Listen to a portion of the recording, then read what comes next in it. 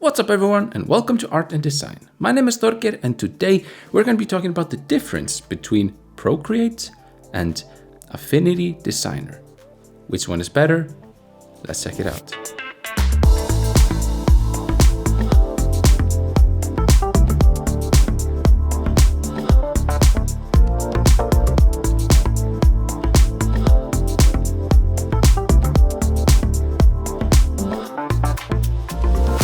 Okay, maybe it was a little bit misleading to say which one is better, because these programs do different things, and I'm gonna go into that in a little bit.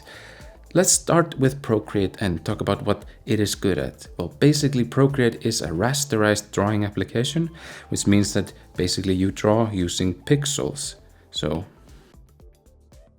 I can go in here and I can select an oil painting brush, for example, and I can start painting with that brush. Let's make it a little bit bigger.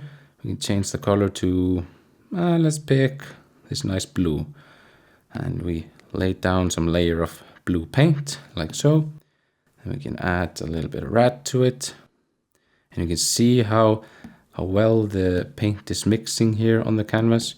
We add a little bit of yellow, and we see everything seems to flow just right. It's very smooth, very quick, very responsive. We have gestures to do all sorts of things, from going from painting to erasing. We can adjust the brush size here and the opacity here. And pretty much the interface is sort of out of your way.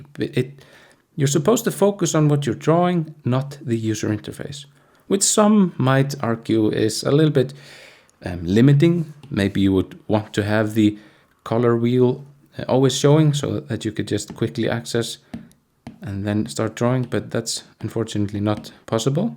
But aside from that point, there's a lot of things that are similar with these two programs. They both have a color wheel, they both work with layers, they both have an eraser tool, a smudge tool, and a brush tool. But the way that the program handles the paint that you apply on the canvas is very different between these two programs. So let me just show you this kind of example in Affinity Designer. So we head over to Affinity Designer right here, and let's create a pixel layer. I'm gonna do this like so. And now I'm gonna go into the pixel persona. I'm gonna select a brush that is similar to the brush that I chose in Procreate. We talked about oil painting in Procreate, so let's find oil and acrylics. Medium fibrous oil, that sounds about right. So let's adjust the size of the brush, like so. And as you can see, when I start drawing, the brush doesn't go away. I can also select the color wheel, and I can set it so that it doesn't go away. This is the pin tool. So I can just sort of keep it there. Choose another color, overlay that. Choose another color, overlay that. But as you can see, like the detail and the way that the program sort of lays this down, it's not the same as in Procreate. I think Procreate has a much better pixel engine.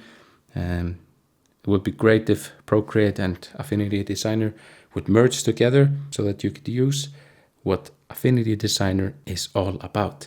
And that is vectors. So let's talk a little bit about vectors. So Affinity Designer is a great tool if you're creating websites, if you're creating mock-ups of websites and you want to show them off to developers and say, okay, so I'm thinking about having this button like this and placing a text over there and doing this and this and that. You can actually create sort of a rudimentary interface using Affinity Designer. And you could actually go as far as to create an actual design language and library in Affinity Designer so that you could, for example, place in an asset like this. Now, this is not an asset that goes well together with this design, but just to illustrate, you can sort of just place in UI elements like so and add them over here and like really, really quickly start to get an idea of how your interface should look like. So that is very, very powerful. And in my professional career, working as a software designer, this sort of thing is an absolute time saver. I cannot stress how important having access to an asset library can be. So if you would like to see a tutorial from me in the future about creating websites, then do leave me a comment down below and I will be sure to take a look at that. So vectors. what else can you do other than, you know, creating buttons and these sidebars and all that sort of thing? Well, of course, as you can see here, we can create text, which is not possible in Procreate at this moment. So another thing that you can do is you can paint using a vector brush, and that is really cool. So let me show you how that looks like. So I have a vector brush set up right now, and I'm just going to paint something. And I'm just going to paint something like this. And now we are going to select this shape right here. I am going to go into the brushes right here. And now we can change the brush after I drew it. So I drew the shape, and now I can change the brush that I used after the fact. You can just imagine, like if you're creating tattoos or, you know, any kind of illustration, you can imagine how powerful this can be. You can also, of course, change the width of the brush and make it dotted. You can change the tapering of it, so you could increase the size of any portion of the stroke. So again, very powerful functionality built into this program. Now there's so much to talk about with regards to Affinity Designer. I'm not gonna go into detail in this video about that. The main point of this video is to kind of demonstrate why Affinity Designer exists, what purpose this program has, and what Procreate is basically designed for. Now it's absolutely impossible for me to say which one is better, because they serve completely different purposes.